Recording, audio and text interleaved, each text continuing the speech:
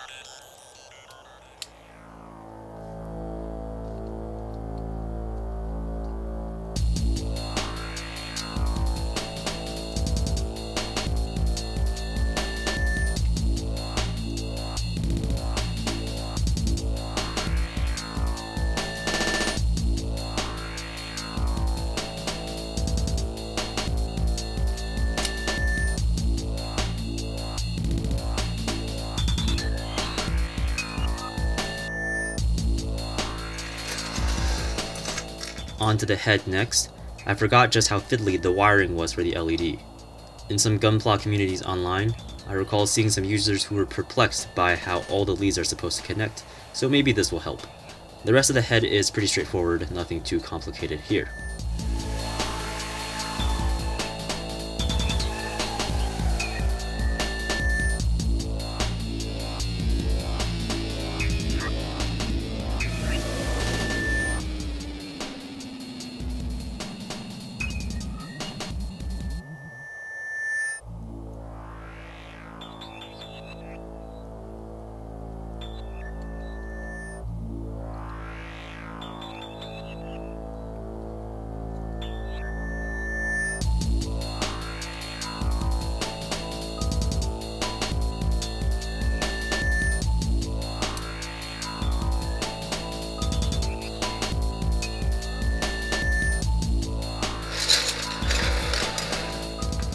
And now we build the torso.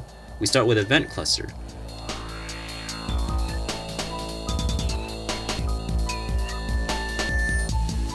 All the yellow blades are connected together and they're supposed to be able to move up and down in tandem, but the molding in their tracks has gotten really funky, so you can see the motion isn't nearly as smooth as it should be.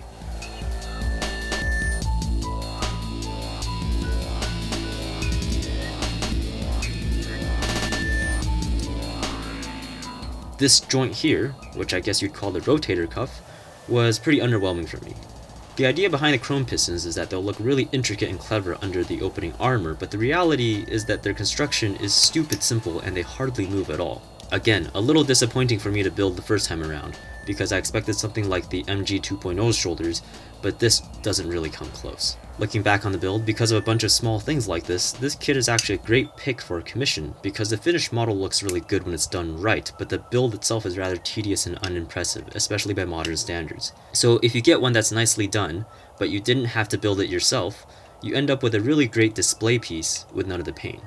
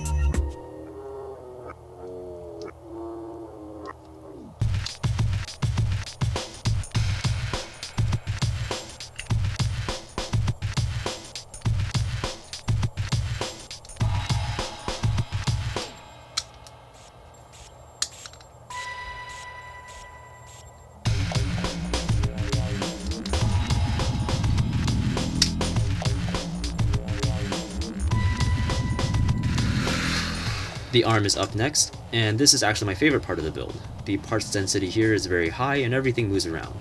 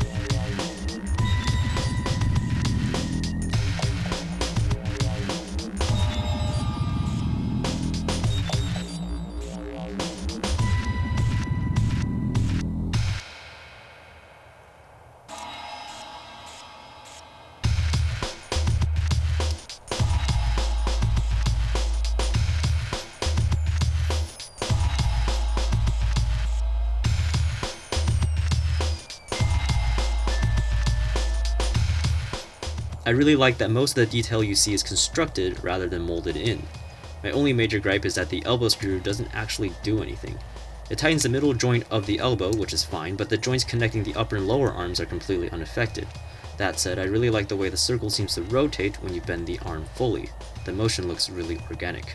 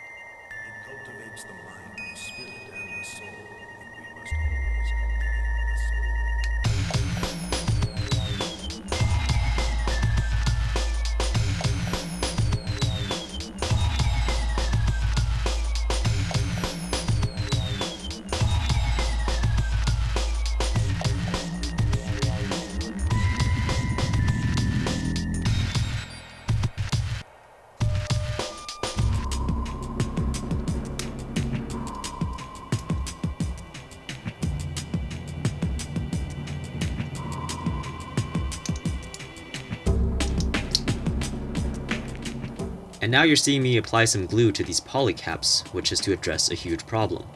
This kit's big gimmick is open hatch, but many of the moving armor bits are only held on by these tiny polycaps, which hardly grip at all. So for the armor pieces to move around correctly when you tug on them, instead of just falling off, you absolutely need to glue them on.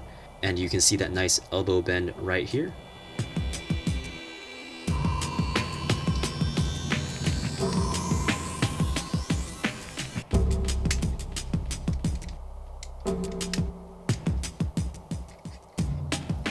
For the record, the pistons and the shoulders don't really do much, but be careful not to tighten these screws too far, or the joint will pop out of its socket when you move the arms instead of rotating smoothly.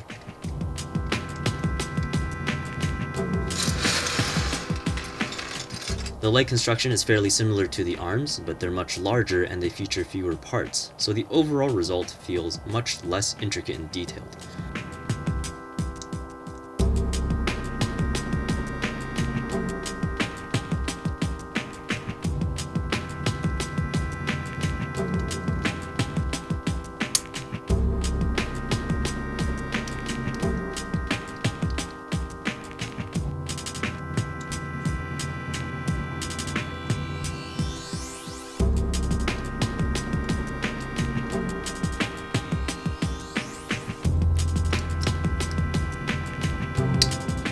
Again, the chrome pistons are nice, but I have to wonder why so many of them were molded together in a square shape rather than the U shape that you see in the shins.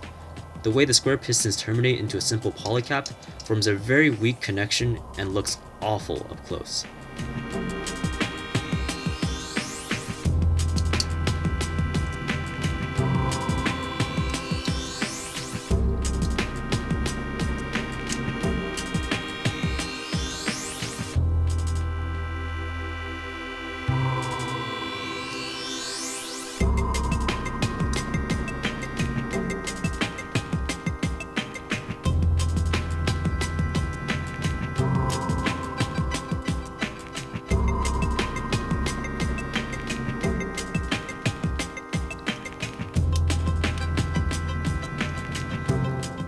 Now, there's a spring in the leg, and I think Bandai put it in for some realism or something, but it's pretty terrible in practice, because the leg doesn't have a solid core, and that makes the whole kit very wobbly.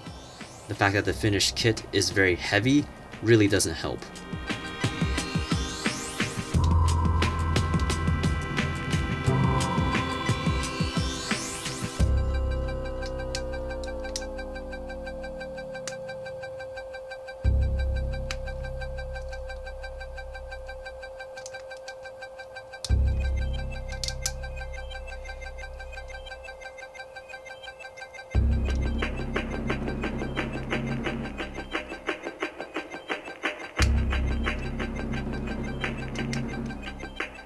And of course, more gluing for all the moving panels. Fortunately, the side ones on the calf stay on okay, because you don't have to tug them as hard to make them move.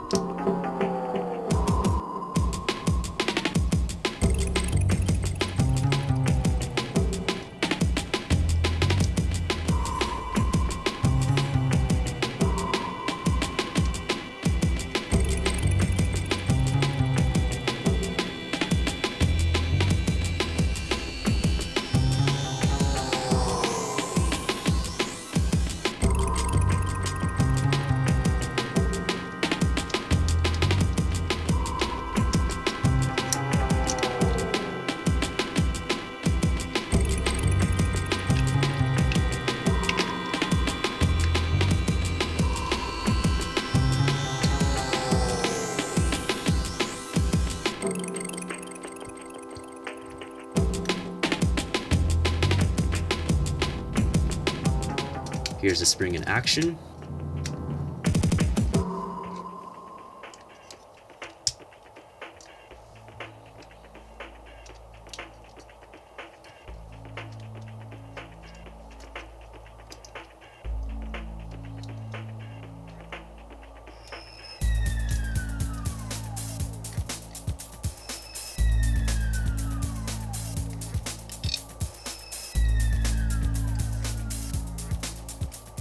The hip socket connection is very shallow, by the way, so just something to be mindful of. Before we get to the spin around, let's put in a battery for the LED. You have to pull out a screw to release the battery tray, but you can only access the screw by pulling off all the armor on the right side. The whole process is really messy, pretty poor design if you ask me. So here's the big boy without any armor on. I'm sad to say that despite all the time I put into this, my paintwork looks less impressive than I expected, because the vast expanses of dark gray plastic is mostly unbroken. The little metallic details just aren't quite enough. And here's a close-up spin of the chest. Again, there's not really much going on under the cowling, but I think it still looks pretty okay like this. I just wish the chrome was more visible beneath all the other parts. Okay, so let's put all the armor on now. All the pieces are pretty large, and there's nothing too complicated that you'd have to do, but remember to trim some of the pegs if you want to be able to easily remove the armor again without breaking anything.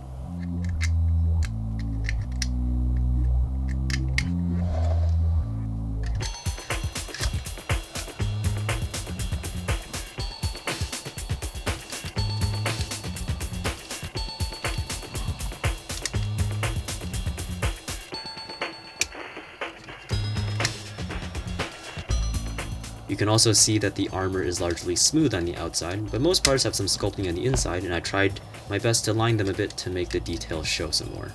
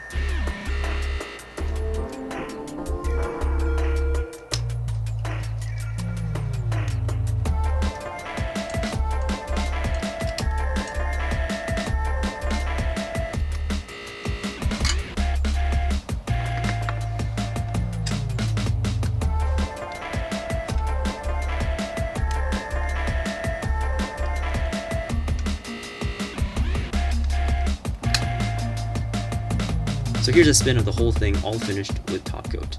Fortunately, for all the pain of building it, this is still my favorite sculpt of the RX-78, even if it looks a bit stubby and dull by modern standards, without all the panel lines and markings. The core fighter looks pretty nice as well. I think the masking on the canopy worked out fantastically, despite the lines on it having softened considerably over time. I was completely prepared to take off all the paint, so I'm really glad it all worked out. Back to the main event, the articulation is okay, nothing too amazing, but some basic action poses are possible, although personally, I think it's best displayed just standing straight and looking heroic.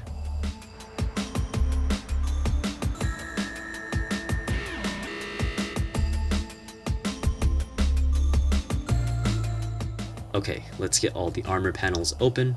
For me, this has been the easiest way to open all the panels without popping them off, so I recommend that you follow my motions exactly.